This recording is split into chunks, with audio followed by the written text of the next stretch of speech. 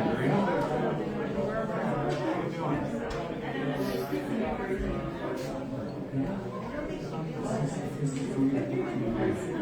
Well, what do I do with it? What, after the speech?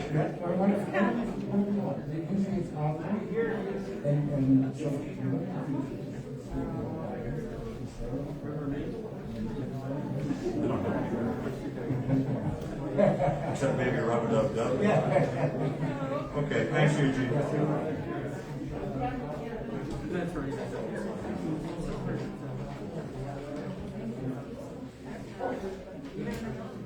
Guess we're allowed to take our masks off. Yeah.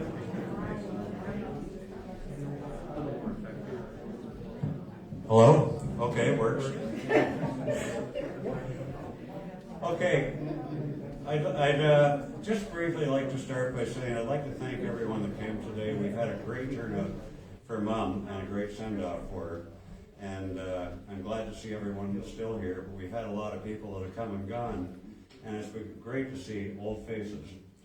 Mom was born 97 years ago when the Spanish flu was just in the rear view mirror, if they actually had rear view mirrors back then. She died this February 25th, at hopefully the end of our current pandemic. Mom had a great life and gave all of us kids a great life, always welcoming our friends into the house wherever we lived.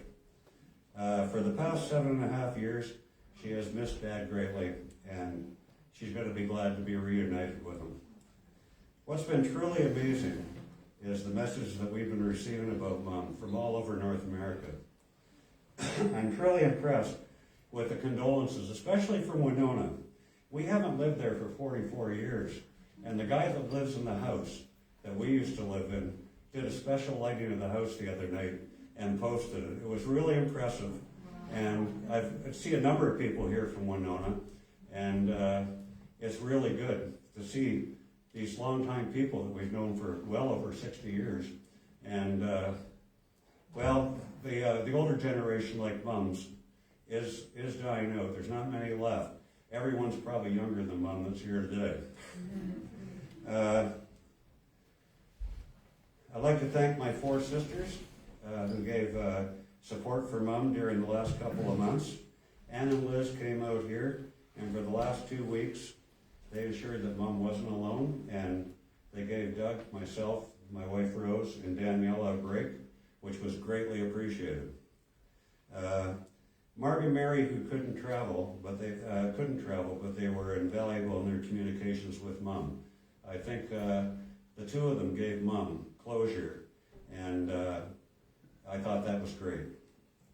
To Doug and Daniela for their support, especially during the last 2 years with restrictions.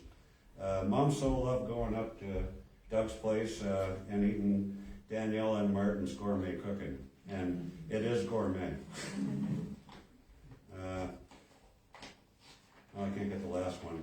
I wanted to say, my wife Rose, she's been like a daughter to my mom for almost 40 years. She's been so good to Mom, and she's the one that carried a lot of the conversations when we would have Mom over on a summer's day, and she'd be out there talking to her for a couple of hours about whatever daughters-in-laws and moms talk about.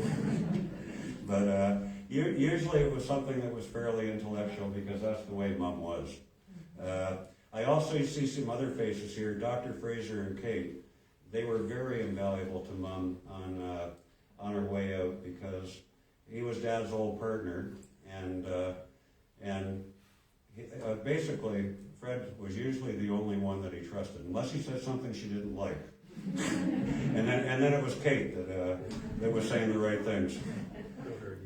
But no, again, I'm going to keep it short, because we've only got half an hour, and we've got a ceremony going on at the end, and I would just like to make sure that we get through this in the allotted time. So I didn't plan to say much, I haven't, but thank you to everybody for coming. And Eugene, you can tell me if I'm doing this right. So I got to go around, and I got to look at my mom, and I got to put it in front of her picture? That's right. Okay, thank you. Say a few words. Okay, that's it for me. By the way, Doug's a politician, so it'll be a little bit longer. I'd like to ask my sister Anne to come to read some words that are composed by a combination of my sister Mary, who wasn't able to be here, and herself. And there's lots of words. I'm going to look through these first, Mom. Thanks. Okay, so this is from Mary and Victoria. What to say about Mom? Mom was a complicated and interesting person who started out religious but morphed into a more spiritual and nature-centered being. She was born when her mother was 44 and her brothers had long left home. Her recollection of her childhood was one of solitude and sometimes loneliness, since her mother was often too tired or past the age of encouraging young children. That influenced Mom to the point where she vowed her children would never have a life and it would be quite different. It seemed as if she offset her loneliness by letting her own children sometimes run a little bit wild, which we did. After we destroyed most of the yard on James Avenue with kid-centered things like marble pits, ice rinks, and a small-scale excavation in search of dinosaur bones, they bought the old Van Duzer house in Winona so the kids would have more space to play and explore.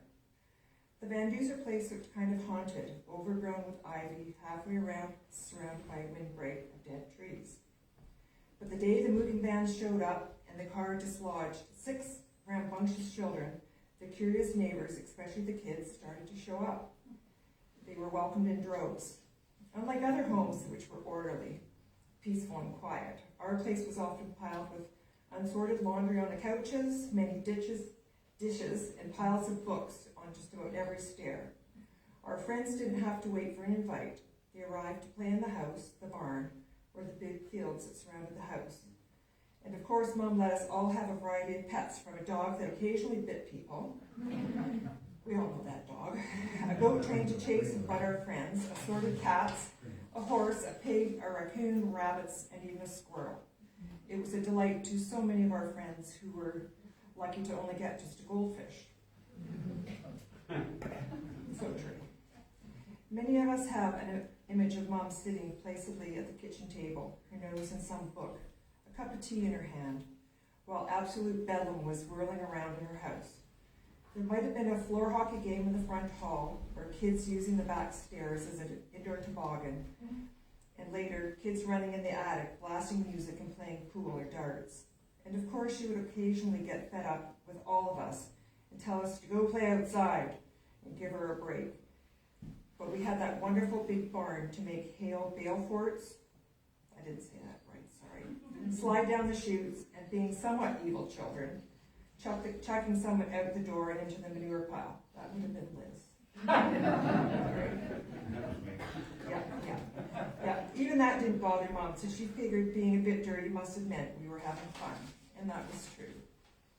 Many of the comments on Mom's obituary are from adults remembering how fun the Janack place was to hang out as children. I think Mom would be pleased to know that she is remembered as such. That lonely place in her childhood, in her youth, would not be visited upon her children. Mission accomplished, Mom. And from myself and Liz, who spent the last 2 weeks with Mom.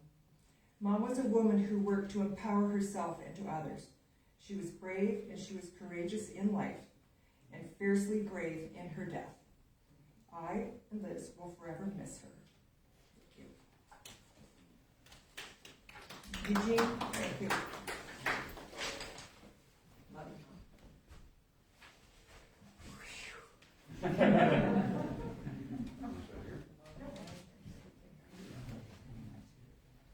What? Oh, Danielle, he's my Danielle, Doug Peterson.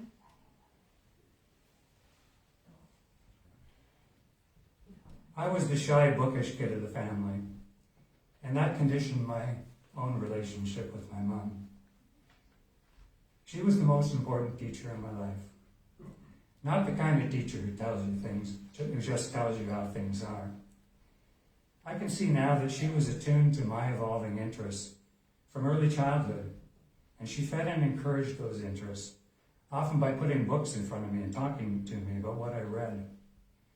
In the early years, they were books about dinosaurs or butterflies, or various other aspects of the natural world. When I started to question my religious heritage as an adolescent, she shared with me her own interest in the theological writings of C.S. Lewis.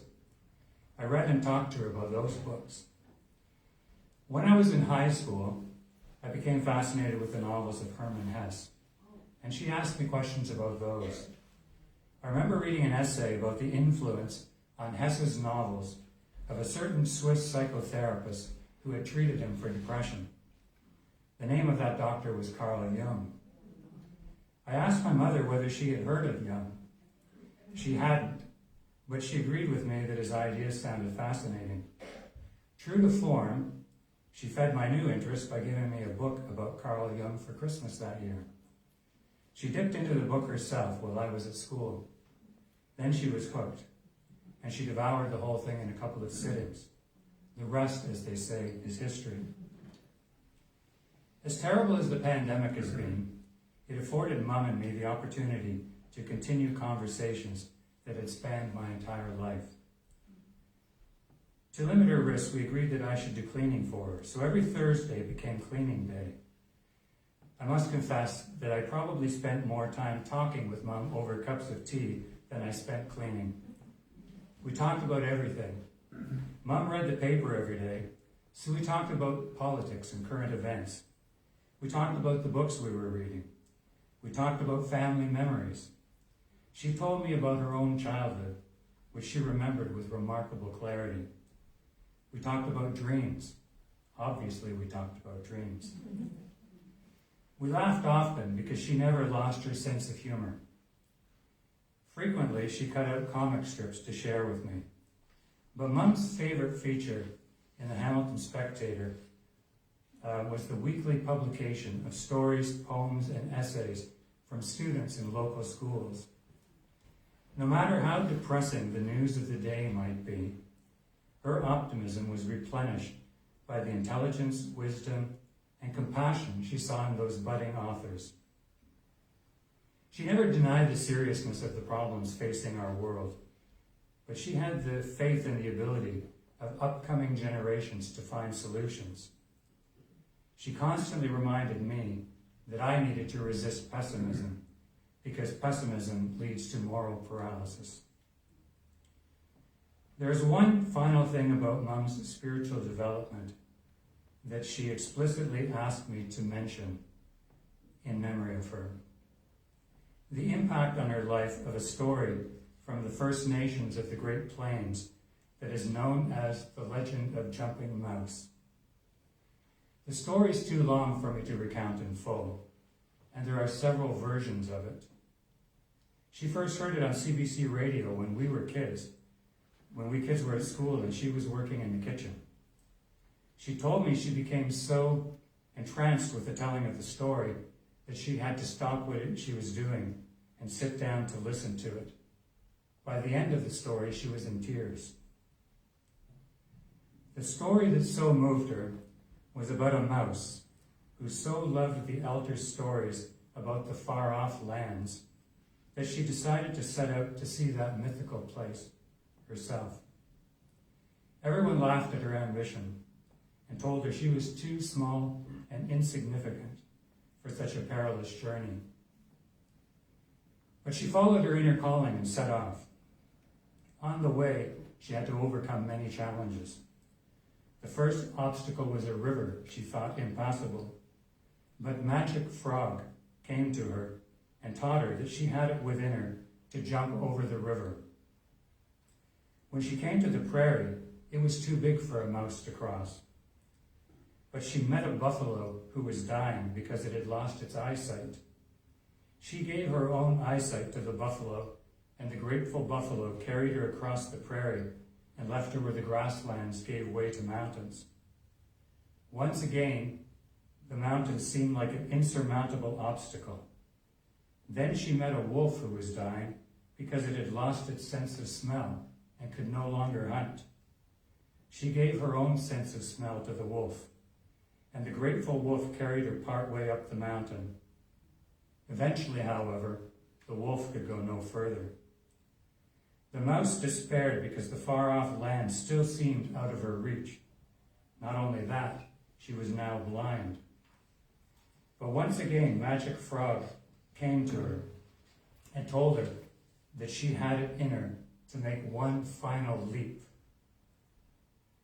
So she gathered all her strength and jumped skyward.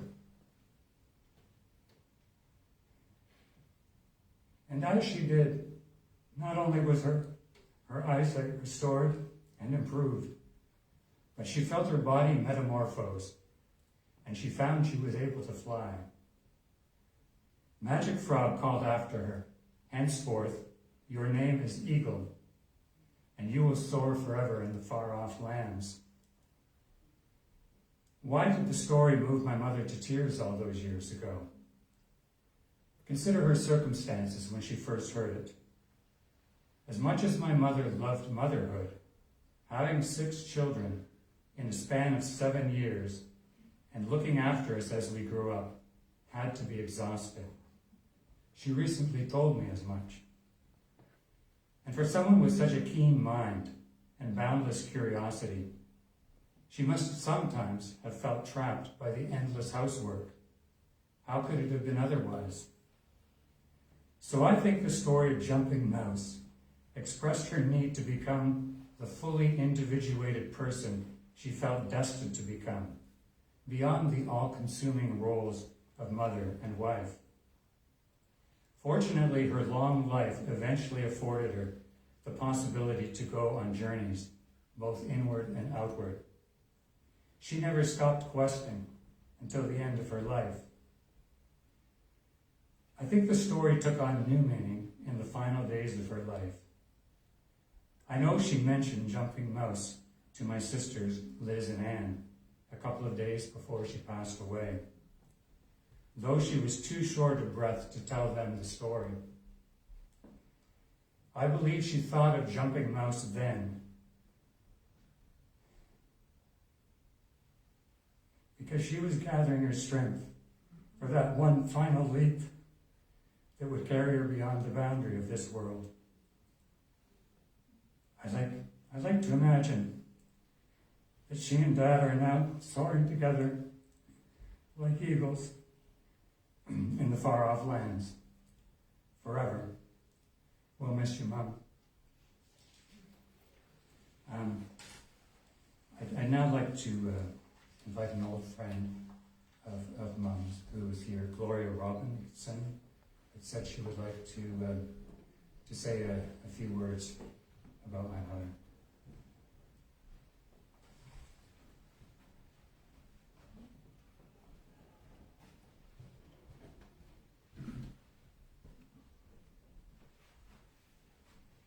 Thank you, Doug.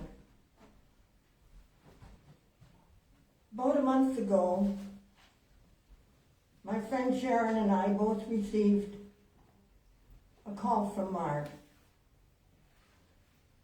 And it was a call to say goodbye.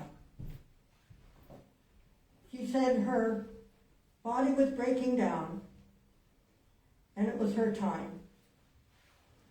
And so we talked away for a little while. And she said, "You can call again, but the conversations will have to be short," because she said, "I don't have the breath to talk long." And those conversations were always as meaningful as any conversation could be with Marg. My first contact with Marg was many years ago. I'll take this off. Was many years ago at our church camp at Livingston United Church. Now I can't even get it on.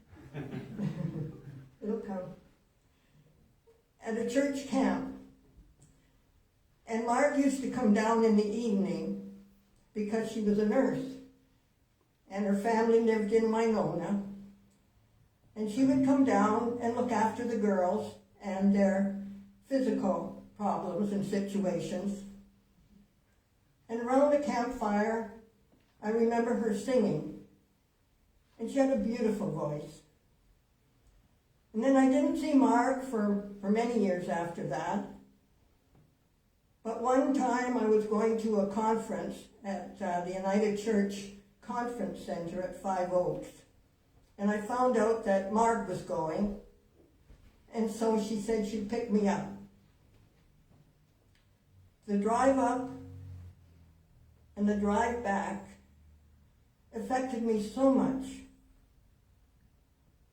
Everything she said was just so wonderful and new for me.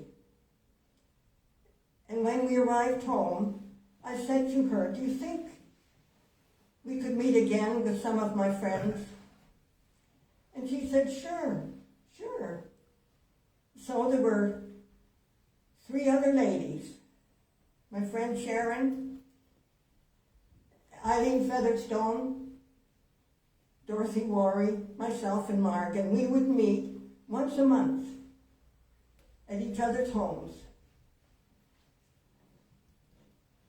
And I wish you could have all been there, because it was such an experience, a wonderful experience. She opened up life to us. We had our laughs too, but she had so much to say that I never knew about. And it was wonderful. Dorothy and Eileen passed away, but Sharon and I were still around, and so Marg would meet with us. Again, we would try once a month to get together. But with the virus, of course, we couldn't meet so often. But we had 2 more visits after that. And every time we'd come away, we would say, "Wasn't that wonderful?" We would always learn something from her. She was a beautiful person, and we loved her very much. Following the announcement in the paper, I received an email, and I'd like to just read a little bit of that for you.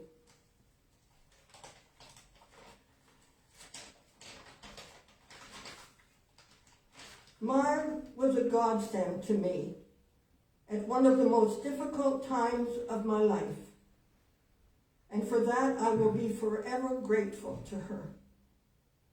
When at the Dr. Bob Kemp Hospice, Marg taught me how to share Reiki with individuals who were actively dying.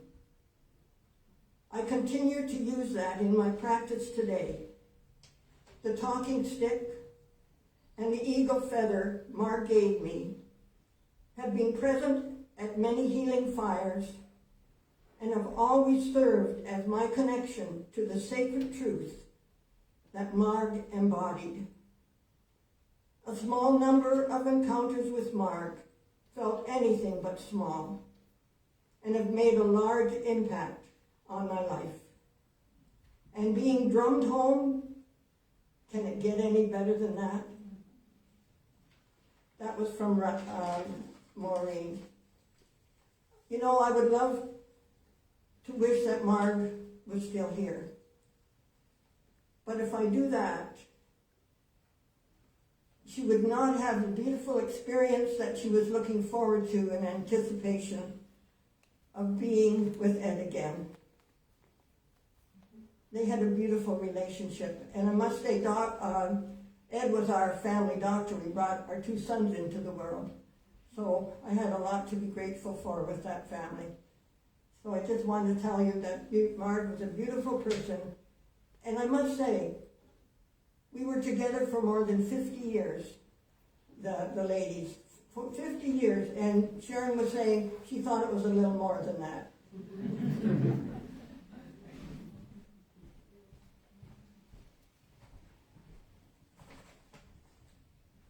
Thank you, Gloria.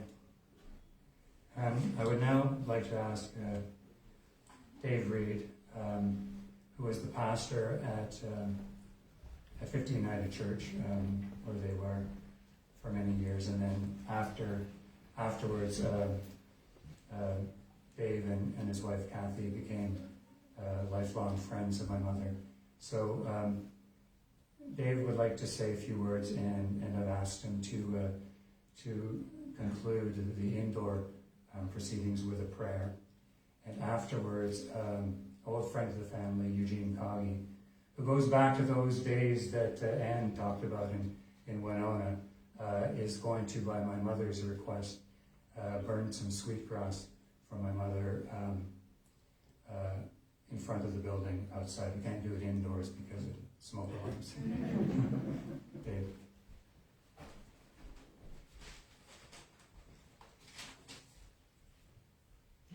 Oh boy. Yeah. Well, Talk about I mean, I think I met Marg, first of all, in the waning days of 1974. It may be a reflection on her judgment, but she was part of the committee that invited me to come to Winona to the church. So what that says, I'm not sure, but she was such a part of the church then. But I think in so many ways, I mean, Kathy and I were introduced to Carl Jung's work by Marg through the Lay School of Theology at McMaster. And so many of my associations, for a number of years, I don't know how many, but it was a lot, we met around Tuesday mornings, always Tuesday morning, around somebody's dinner table to share dreams with a group of folk and to talk it out and discover who we were. But I always thought, you said you had a dog that occasionally bit people. I think I was lucky. I think you were on Pooker 2 when I came, because I remember walking up the driveway one day and the black German Shepherd was out, and she came, hard barking, and I said, I don't know how it happened, but I put my hand down, and she took my hand in her mouth, went around behind me, and I leaned down and I said, you don't want to do that. And she let go and sat down and looked at me like, what kind of a character is this? But from then on, when we were meeting at the Janack house, the dog would be barking in the back room. We'd come, we'd get our seat, she'd let the dog out, and the dog would come under the table and put her head on my feet. Wow. So, just don't know why it worked. Marg was always the wise woman, I guess, to many of us.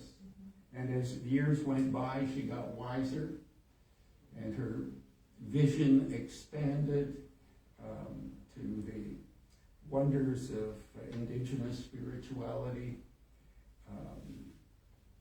And it was such a special kind of relationship. And a regret is that in the last couple of years with COVID, it has been hard to find a time to get together. And we were working on the possibility of lunch sometime this week, the last we knew, and then heard the news. But we talked to her just a few days ago on the phone, and I know we will miss her. She was always one who, there was something special about what you would call her feminism, because it wasn't simply the thing of women are as good as men at the things men are good at, they can be, but there are things they're better at. And I think if I learned anything from her, it's that, yes, that's true, and that maybe that wisdom is a particularly feminine gift. And Marg was a store of that real kind of relational wisdom that can give life so much meaning. And I know I've slipped across the 5 o'clock time, so if everyone will join with me in a prayer. We give thanks today that we were privileged to have our lives touched, and in some cases molded, by the love and the wisdom of Margaret Janack.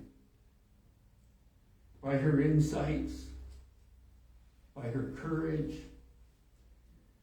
and by the freeness of her spirit, which didn't accept the limits that so many would set, but could break beyond the ordinary and the everyday. We give thanks.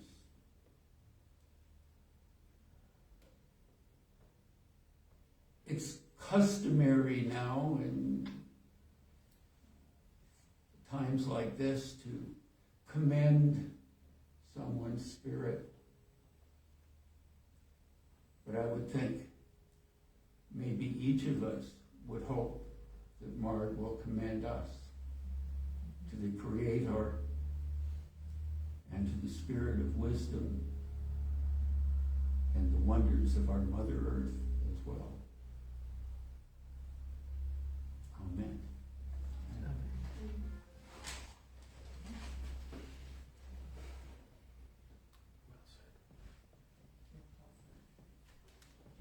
So, I guess we're going out. I don't know whether, Eugene, would you, before doing it, would you like to address any words to the people before we go outside?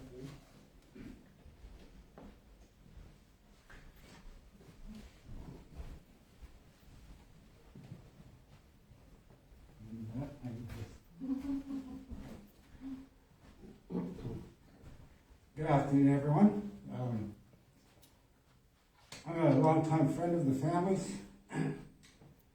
Mrs. Janack welcomed me into their family way back in 65, 64, 1962 or 64, somewhere around there. And it was just like a regular kid, you know. Another kid in the neighborhood. Yeah, just a regular kid in the neighborhood. And even though it took me forever to fit into that neighborhood, the Janack family welcomed me. So I'm ever grateful for that. And Mrs. Janack and I, we crossed paths about 10 years ago again. And it was then that she invited me to her place. And we went over and I had tea, sandwiches, and numerous times we went after that. It was then that I found out that she was very high on the native spiritual beliefs. She knew a lot about my beliefs, which I'm grateful that someone that other than First Nations people can take that into their heart. I appreciate it. And greatly appreciate it. So I'd just like to say thank you to the Janack family. Thank you. Thank you. And so what we're going to do this afternoon is Mrs. Janack, she always told me to call her Marg, but you know, Yeah, it's hard. I could never bring myself to call her by her first name because my parents taught me, your elders, you always call them Respectful. respectful. No matter what you address them, it has to be respectful. So I had that with Mrs. Janack. So now what I'm going to do is, can you get a chair or something to put this on? Chair. Sorry, Peter. That's all right. James Bundle has the 4 sacred medicines that Mrs. Janack and us talked about. Many afternoon drinking tea and coffee. The first medicine is always need of tobacco, and you burn tobacco to wake up the spirit world. Mrs. Janack talked about sweetgrass. She talked highly about sweetgrass. She was all about sweetgrass. So tobacco, Every time I went over there, she talked about sweetgrass. So that's what I brought today for her. tobacco is the first medicine, and its doorway is to the east, and it opens up the spirit world.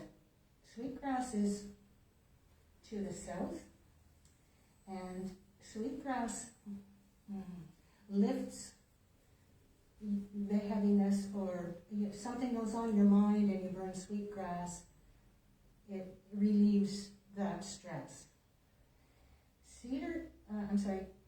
Sage is to the west, and sage is a protector for bad energy. And cedar finally is to the north, and cedar is also burned to make the spirit world happy. If you notice that when you put cedar into the fire, it crackles and it sparks and it makes a big noise, and that's a big part of healing. So the sweetgrass is something that Mrs. Janack wanted us to think about and to reflect on, and it makes your life softer and more. Helps you in unison with the earth. She was very big on the earth. She was a very environmentalist, and she told me stuff that I didn't know. But she was very knowledgeable, and I like that. That's what I liked about her. She knew as much as me, and possibly even more. So I don't really know how much she really knew, but I know that everything that she said, she felt, and was to my beliefs as well. So she was very knowledgeable of that. So I'm going to burn sweetgrass today for Mrs. Janack, because she talked about sweetgrass all the time. So I think that would be appropriate for her. Normally at funerals, we normally burn tobacco. But today we're going to burn sweetgrass because that was Mrs. Janack's request. And the second thing, we can't have a fire here, so we're going to just do a little bit of smudging with this. So if you want to do some smudging with us, you're welcome to stay. Join us outside. And if you don't want to do it, it's entirely okay as well. Okay, it's all in what you want to do. So, and don't feel bad that you don't want to do it if you don't want to do it, because it's not for everybody. So, okay. Sweetgrass will lift your spirit and your sadness and your grief. So that is a good choice. Okay. Yes, so thank you very much, everyone. So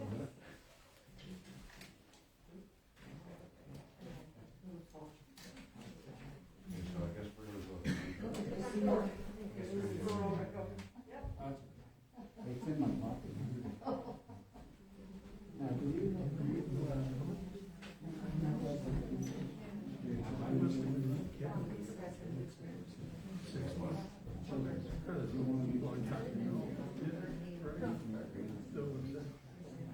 But he doesn't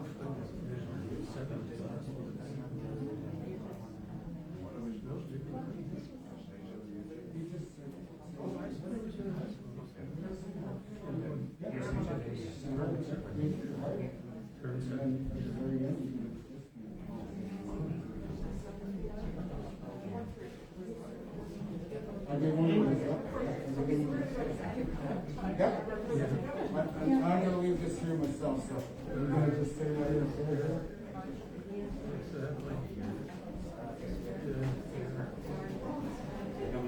Oh, yeah.